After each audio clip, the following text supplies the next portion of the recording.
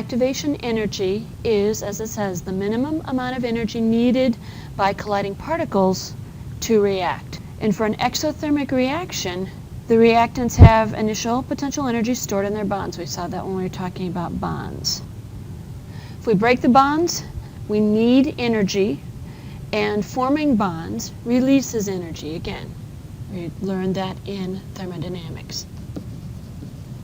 If we look at this diagram here, it's called a reaction pathway diagram relating the amount of energy present in the system to the time that the reaction is in process. We see that we're starting with, in this case, 60 kilojoules of energy, and the reactants have to gain energy in order to make it to the products.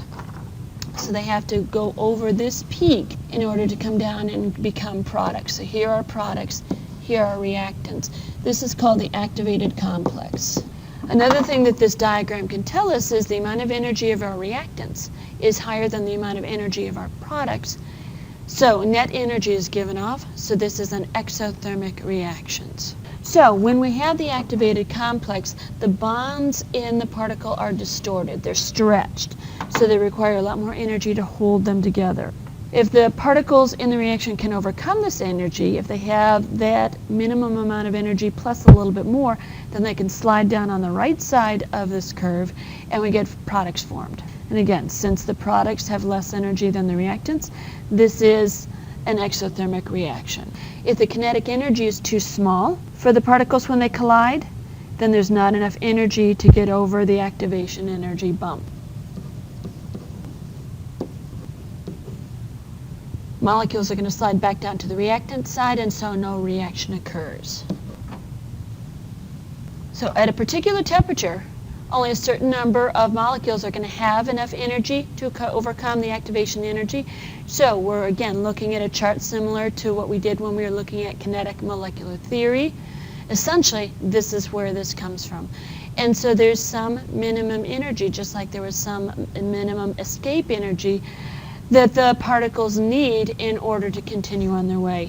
And so in this case, here's our activation energy, the amount of energy at the top of that bump that the particles need in order to proceed through the reaction. And as the graph shows us, as the temperature increases, a larger percentage of the molecules can overcome it. And this is an exponential increase.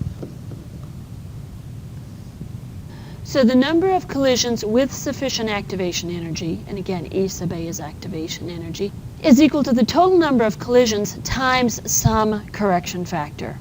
And this is called the Arrhenius factor because we're looking at something called the Arrhenius equation. And A is the frequency factor, E is the natural log, E sub A is the activation energy, R is the gas constant, and T is temperature in Kelvin. So temperature is very important in terms of the rate of any particular reaction because it controls the amount of kinetic energy these particles have. So the frequency factor A, it turns out is a combination of collision frequency and correct orientation. In upper level chemistries, we'll actually break that down into a couple of components. For this level, we're just going to look at it as A. So here's the Arrhenius equation. And as you see, it gives a straight line. ln K is equivalent to the Y value. K is the rate constant. Negative activation energy over R is our slope. So if we graph the natural log of the K versus 1 over our temperature in Kelvin, we will get a straight line, and that will help us to figure out the activation energy for our reaction. When we did the lab, we did it at a series of different temperatures. Each temperature we have an average K, and we're going to now use this information, and as a class we're going to graph the natural log of your K values versus 1 over the temperatures in Kelvin, and we're going to see what we get for an activation energy for the reaction that we carried out for our kinetics reaction. And we can also figure out what the frequency factor is because that is equivalent to the y-intercept of our graph. Since we've got a negative sign in there, that indicates our slope is probably negative. And we're going to use this equation to help us finish out the lab. If oxygen and methane molecules are mixed together in the same container, they collide. But there is no reaction until a spark or flame is added. Why?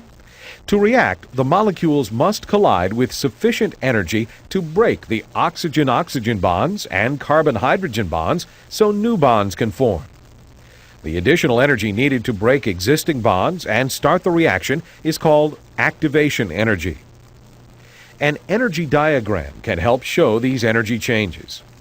Initially, the oxygen and methane molecules collide but do not have sufficient energy to react. A flame can supply the activation energy needed to start the reaction. At this point, bonds break and new bonds form in an exothermic reaction that releases energy.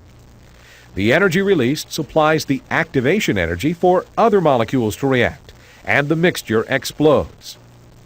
In the air, nitrogen and oxygen are continually colliding but lack sufficient energy to react. Heat from lightning supplies the activation energy to break bonds, and new bonds form in an endothermic reaction that absorbs energy. The last section of this chapter, we're going to be looking at catalyst. And a catalyst is simply something that speeds up the reaction when it itself is not used up. It allows the reaction to run at a lower temperature or at a lower concentration and still get good output of products.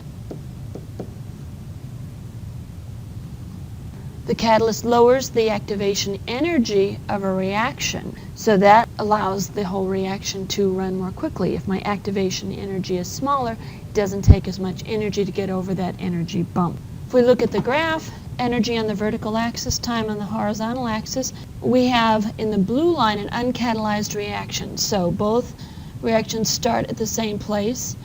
The uncatalyzed reaction has a fairly high activation energy, and then the amount of energy at the products is down here. So because I go from energy of reactants higher than energy of products, I have an exothermic reaction, but I also have a very large activation energy.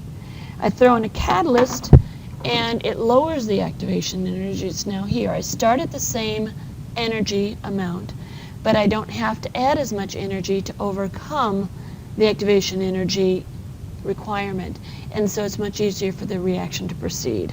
So if I lower the activation energy, what I do is I increase the percent of collisions that have enough energy to proceed. Some catalysts assist in orienting the molecules. Some of them simply change the way that they collide. Again, lowering the activation energy increases the percent of molecules with sufficient energy to react, and some catalysts help out with orienting the molecules correctly. So if we look at a similar type of graph, again, energy on the vertical axis, total energy on the horizontal axis. So actually, I guess the vertical axis is percent of molecules with a particular amount of energy. Horizontal axis is the amount of energy the particles have. Similar curve. Okay, if the reaction isn't catalyzed, so regular reaction, and the activation energy is right here, then this whole percentage of proportion of the particles is not going to be able to react because it doesn't have sufficient energy. However, if I add a catalyst, I move the new activation energy to a lower level, and so now I have a smaller percentage of my particles that can't react because they don't have enough energy. And I have a region right here where they can now react because the activation energy has been lowered. Catalysts tend to be very active in biological systems. They are the enzymes that speed up reactions in the metabolism of living organisms. And enzymes have evolved to become ideal catalysts for their surroundings. That takes us through Chapter 12. We'll have a variety of opportunities to practice some of these activities in class. Be sure that you bring your questions so that we can talk about things that you need to have clarified for you.